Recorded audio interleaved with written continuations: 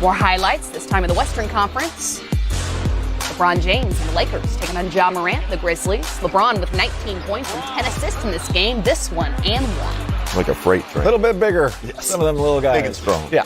Feeling better. He missed Thursday's game with a sore groin. Anthony Davis. Where'd he go to school? 15 points and 9 rebounds. I don't. Remind us, Rex. Remind us. UK, go Wildcats. Look at that. Look at that from Ja. The young legs, as you call them, Rex. Yep. Those are those legs you don't even have to stretch out and shoot around. You just get off the bus. You just wake up feeling let's good. go. Yeah. Right. I remember that. Dylan Brooks for 3 and 24 points, 5 rebounds in this one. Morant this time with the jumper. Dylan Brooks is really big for them. He is. He plays with a chip on his shoulder. Yeah. He's had 2 good nights here in a row. He's been playing much better lately. Morant continuing here into the third, knocking down the deep 3 over Anthony Davis. He doesn't even know how to shoot the ball yet. Once he gets where he can really stroke the basketball, look out. Well, and he kept the offense going. Look at him moving the ball. He had 14 assists in this game. That ties his career high. Terrific passer, terrific vision. Does a lot of things with the ball that keep the defense off balance. Let's not forget they played last night, too. You know what I mean? The second night of a back-to-back, I know it was home and home twice, but they needed this win. They got in and got it done, and the Lakers just couldn't find a rhythm all night. Ja Morant finished with 27 points and 14 assists in this one as the Grizzlies go on to upset the Lakers, 105-88. Let's go ahead and hear from Ja for that one. Oh, man, me personally, I think it was our energy. We did execute the game plan well, but it was because of our energy, the intensity we was out there playing with. We was flying around, scrambling, blocking shots, rebounding, getting out and run. That's how we want to play. Tonight we were locked in. We learned from last night that we got to play all 48 minutes, and tonight we did. You've talked the last couple of games about this team not lacking confidence. That hasn't been a problem at all this season. Who's responsible for that? Us. I feel like we all talk to each other, even the coaching staff. Coach let us play with a lot of freedom, as you can see. Everybody have the green light, so I mean, there's no reason to lack confidence when you have a coach who believes in you every step of the way and just let you go out there and play your game.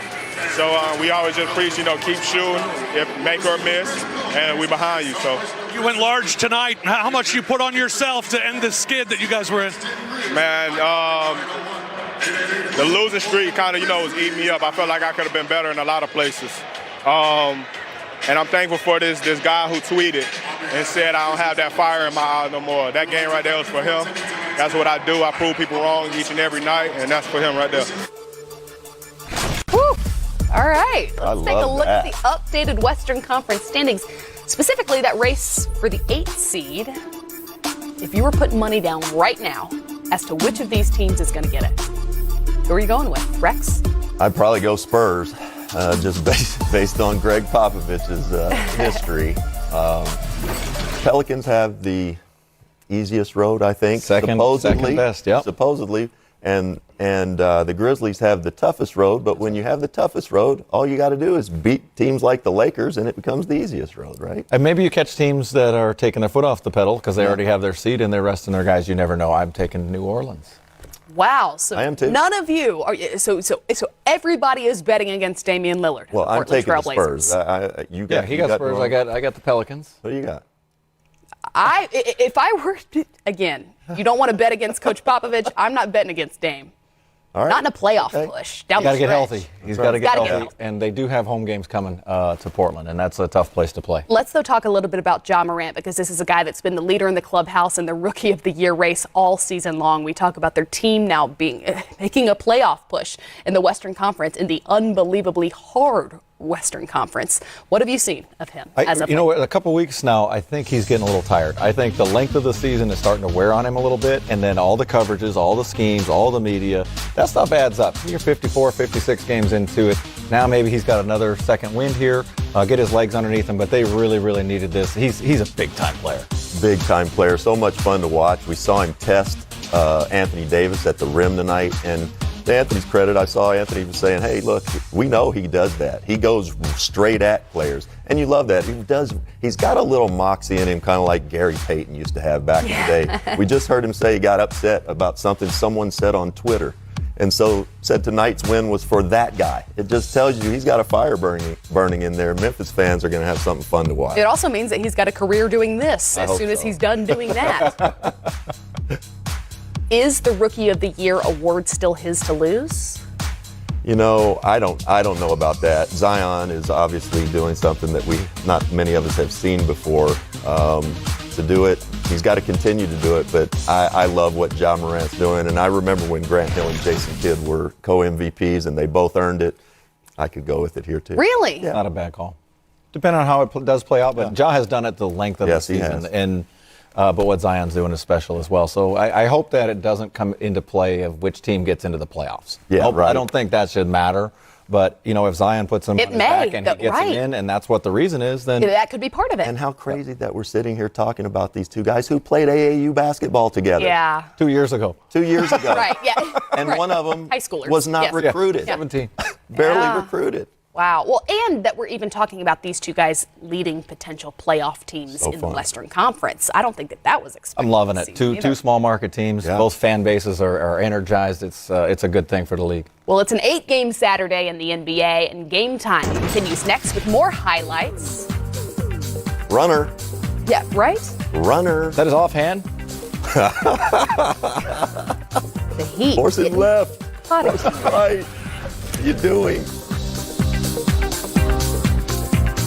Now in the Staples Center hosting the 76ers, and that means you're going to get a chance to see Tobias Harris for the first time playing in LA since being traded at the 2019 trade deadline by the Clippers. We're going to have a lot of fun today, tipping off March play in the NBA.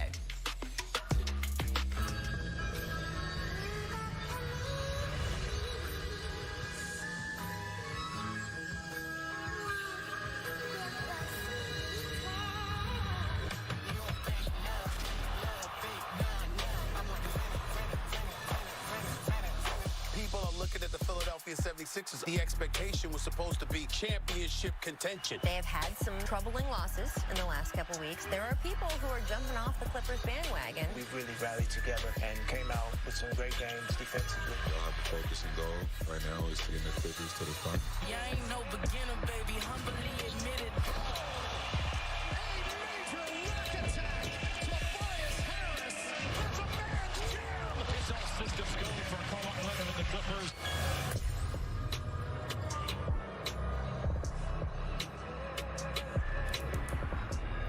Welcome to NBA Countdown. Happy Sunday and welcome to NBA Countdown. We're coming to you live from our New York studios. Maria Taylor alongside Adrian Wojnarowski, Jalen Rose, and Jay Williams. And guys, we got East Coast, West Coast fun. Two teams that had high expectations, but they're moving in different directions. So let me break it down for you and let you know where the Clippers are and where the 76ers are. We'll start with the Clippers. They've been tough when they're at full strength. They are 7-0 in games when their top 8 players in total points have played. That includes the 29-point win against the Nuggets, which we were all here to watch on Friday. They seem to be hitting their stride as well to go for that 2 seed. Over the past week, LA has gone 3-0, winning by an average of 22 points. As for the 76ers, this is where we diverge. They also just can't seem to figure it out with all of the problems they've had on the road. They're going 9-21 away from Philly. That's the worst road record among teams currently in a playoff spot. The 76ers are fighting for playoff position, but are currently doing that without Ben Simmons and Joel Embiid. Simmons out with a back injury. Embiid will have his shoulder reevaluated later this week. Woj will get into it, but first, let's talk about why these teams are connected. It's the first game between the Clippers and 76ers in LA since Philly acquired Tobias Harris at last year's trade deadline. And so now we have to talk about these teams today because they had high expectations when they made this trade, Woj, but we've seen different things happen. What were on the minds for the Clippers and the 76ers when they entered into this trade agreement last February? Well, Maria, at the time, Philadelphia had almost 3 months of Jimmy Butler, and I think there was a sense in that organization that they were going to maybe move away from Butler with a long-term extension. So they gave up a great deal for Tobias Harris and put them in a position where they had to re-sign Tobias Harris. 2 first-round picks, Landry Shamet, an outstanding young player. And then the Clippers, they had decided essentially that there's going to be a ceiling on our organization to win a championship if we re-sign Tobias Harris to a max deal. They wanted to gather assets. The 2 picks, they really wanted Landry Shamet, young player on a rookie contract. And what the Clippers were able to do was flip, especially that 2021 pick Philly had from Miami onto Oklahoma City in the Paul George trade. Because when they did the Paul George trade, they essentially were trading for Kawhi Leonard and Paul George because they needed Paul George to get that commitment from Kawhi Leonard. So we know what they were thinking through when they made the trade, but how in action has it played out on the court for both of these teams? Well, the Philadelphia 76ers have been an inconsistent basketball team. Joel Embiid has dealt with injury. Obviously, Ben Simmons is currently dealing with injury. They're both all-star level players, but it's unique because Ben doesn't shoot shots outside of the paint. Right. So now enter Tobias Harris, who you give a big-time deal. You hope that he can be your closer late in games. That remains to be seen. You bring in Al Horford, almost like a reverse Benjamin Button effect, to play minutes for Joel Embiid, even though he's a lot older than him and he's had a poor season. So for Philadelphia, to me, I'm watching seeding. If they don't find a way to find themselves in that top 4, they could be getting bounced in the first round. You know, you wish they had Landry Shamet because they could have used him as a shooter along Kirk Maz as well, because that's what you feel like they're missing. But for all the drama that's surrounding Philly, they're 1 game behind Miami for the 4th seed. They're 1 game behind Miami for the 4th seed. So for the guy who is going to be paid the most money on his team for potentially the next 5 seasons, it's time for Tobias Harris to show what he can do on the court. He needs to lead this team now. Okay, well, lead us through the offense that we've been seeing then from the Clippers, because when they're all together, it's works. Scary. It's scary. It's scary. Hey, look, they have, it's a series of options for this team offensively. They have so many weapons that ultimately is going to be the issue for anybody guarding them because of all the weapons that they have. Now, it's little things that you see. You're going to see a little pin down here on this side. Okay, quick little pin down. He's going to come here. Now, watch as Zubac pins down. He comes off right into a rescreen. As he rescreens, some action on the weak side. You're going to see a little quick cut here. You're going to see Paul George look for a cut. He's going to come off this screen. As he comes off this screen, if the guard goes over the top, the person you have to focus on is our guy right here, Jokic. Not Jokic up here. Let's go down to Jokic's feet. Jokic doesn't have great feet laterally. They're a little bit slow. Now, as he does this, Paul George is going to see this. He's not going to go here since he understands Kawhi Leonard's coming off in this. He's going to stay out here. He's going to flare out here, makes the right read. Now, as he makes the right read, Kawhi comes off, turns the corner, is able to get by him. Now, look at this. 1, 2, 3, 4. Will Barton is actually going to make the right read here and try to go out to the shooter in the corner. He sees the shooter. He's going to try to go out there. Sorry, touchscreen's working out. Go out that way, but look at the vision of Kawhi. Kawhi is paying attention right here. Jamal Murray, who are you guarding?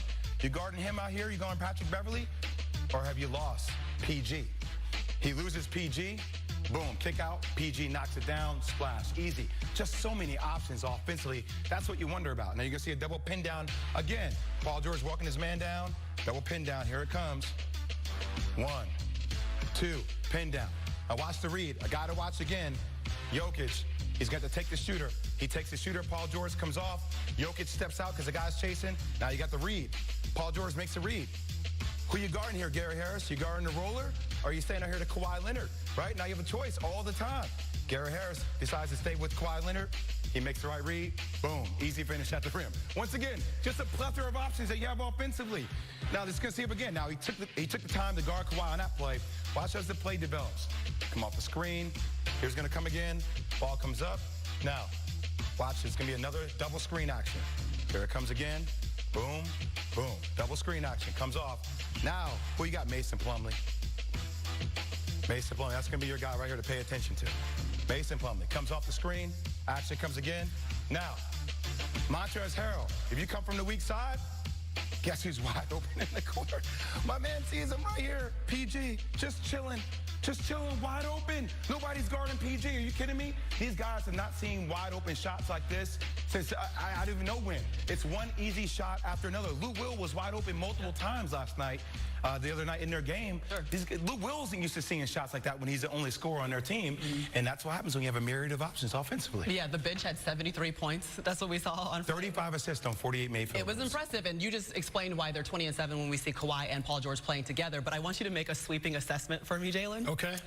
Is this the best team in basketball when they are all healthy? Yes, and I don't want to dismiss the Bucks, and I'm definitely going to overlook the Lakers, but they're the most complete basketball team in the league because, number one, they have an identity. We know when things get tight, Woj, who's going to finish the game. That gentleman right there, the reigning finals MVP, who's always going to flirt with being all-NBA performer and all-defense. Same with Paul George when he gets healthy. Patrick Beverly can guard multiple positions. He's going to lock down.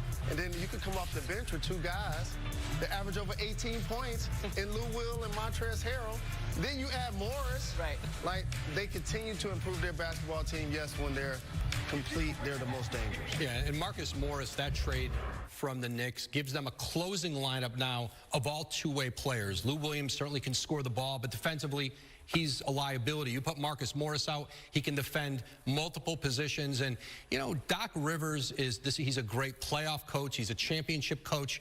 He has paced this team. They don't practice a lot, like a lot of Doc's teams, but this is a team built, as you said, for the postseason. Yeah, you're right. Well, they're 4-4 since the trade deadline, but are 3-0, and they are surging as the team gets more and more healthy. All right, it is Sunday, so we got to take them to church, check on the style out here. Wow. Check out today's Bits of Style brought to you by Spike Ginger.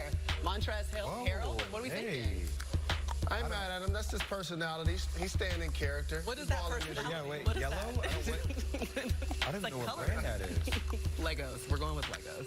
All right, guys, coming up here on NBA Countdown, they call him Mr. 94 Feet, but Patrick Beverly's journey from a Chicago phenom to an NBA starter in SoCal, well, you really just have to see it to believe it.